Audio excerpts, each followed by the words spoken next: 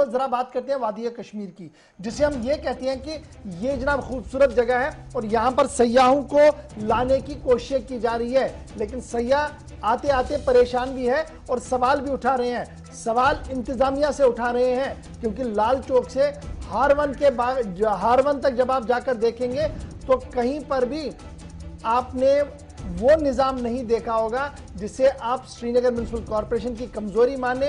या फिर district administration की कमजोरी माने, या जो ख्वाब हमें दिखाया गया था कि स्मार्ट सिटी होगी। वॉशरूम कहीं पर भी आपको नजर नहीं आएगा, और अगर बना भी है तो वो पिछले एक साल से मुकफ्फल है, ताले लगे हैं। और जो सयाह आज के दिन भी हमारी कैमरा के साथ बात किए, उन्होंने इस बात पर वजाहत की कि वो तो इस बात पर मुतमईन है कि लोग कोऑपरेटिव है, हालात बेहतर है, लेकिन अगर वॉशरूम जाना हो डल के आसपास किसी को तो वो जाएगा कहां पर, एक बड़ा सवाल उन्होंने किया है। अब स्मार्ट सिटी का हाल भी कितना बेहाल है, तस्वीर भी दिखाइएगा साथ साथ स्मार्ट सिटी की जो आ रही है उनके वेबसाइट पर, कि अभी तक भी स्मार्ट सिटी चलाने वाले लोगों को ये नहीं पता है कि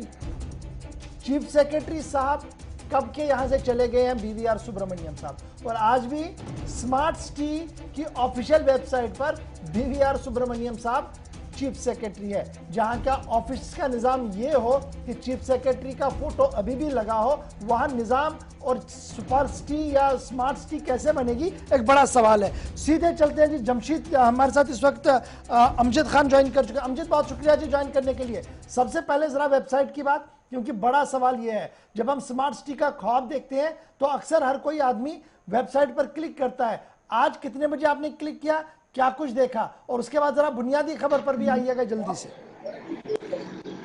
देखिए गौर, आज हम लोगों ने जब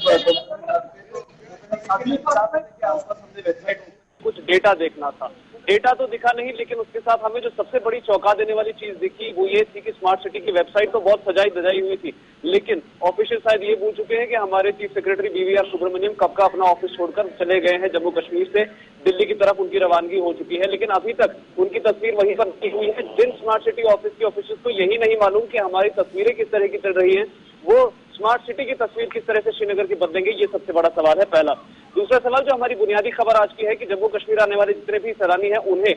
पब्लिक कन्वीनियंस यानी बाथरूम कहीं नहीं मिलता। हम लोग जब शुरू करते हैं जवाहर टनल से ही लेकर के पूरा गुलमर्ग एंड की बात करें या फिर सोनमर्ग तक की बात करें, कहीं पर भी पब्लिक कन्वीनियंस नहीं मिलती। स्मार्ट सिटी की हम लोग बात कर रहे हैं, श्रीनगर की बात करेंगे, डलगेट से लेकर हारवन तक महज 2 जगह पर बाथरूम अवेलेबल है, एक नेहरू पार्क पुलिस स्टेशन के पास और दूसरा निशात गार्डन के बाहर। लेकिन नेहरू पार्क वाला किसी इस्तेमाल में नहीं, वो इस्तेमाल के लायक नहीं। जो बना है स्मार्ट सिटी प्रोजेक्ट के अंदर, जिसकी तस्वीरें भी हमने दिखाई है, वो स्मार्ट सिटी प्रोजेक्ट के अंदर बना हुआ है, बड़ा लेबल लगा हुआ है, I love Kashmir, I love Dal तो लिखा है, लेकिन ताला चढ़ा हुआ है। उसकी चाबी अभी तक स्मार्ट सिटी के ऑफिस में शायद कमिश्नर साहब के पास पड़ी हो, लेकिन अभी तक पब्लिक के इस्तेमाल में नहीं आया। जब टूरिस्टों से बात की तो उनका ये कहना था कि सबसे बेसिक चीज जब शहर को नहीं मिलेगी, आने वाले एक सैलानी को नहीं मिलेगी, तो वो क्या एक्सपेक्ट कर सकता है किसी शहर से।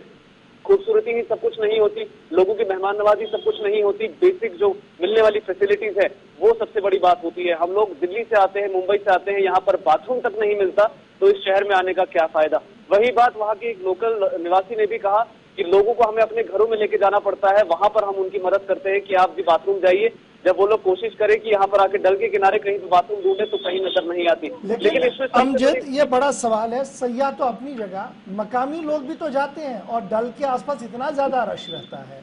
तो ये तो एक पब्लिक रेस्पॉन्सिबिलिटी बनती थी म्युनिसिपल कॉर्पोरेशन की, एक पब्लिक रेस्पॉन्सिबिलिटी बनती है इंतजामिया की कि वो इस तरीके के अरेंजमेंट्स करें, क्योंकि इतना ही तो शहर के अंदर शोकेस है जो दिखाते हैं हम, डल या मुगल बागात।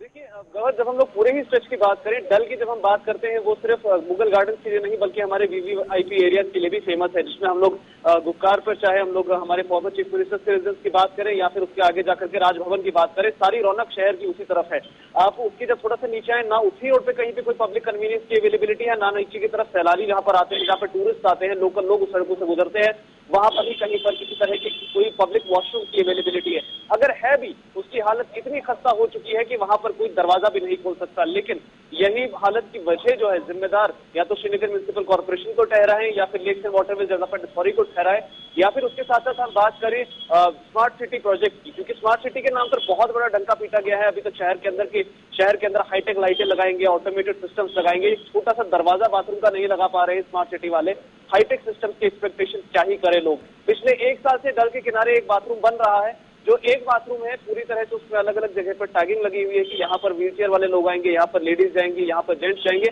मगर इस्तेमाल किसी का अभी तक वहां पर करते हुए किसी को नहीं देखा गया पिछले एक साल में। बहुत बहुत शुक्रिया जी। हमारे साथ अमजद खान ज्वाइन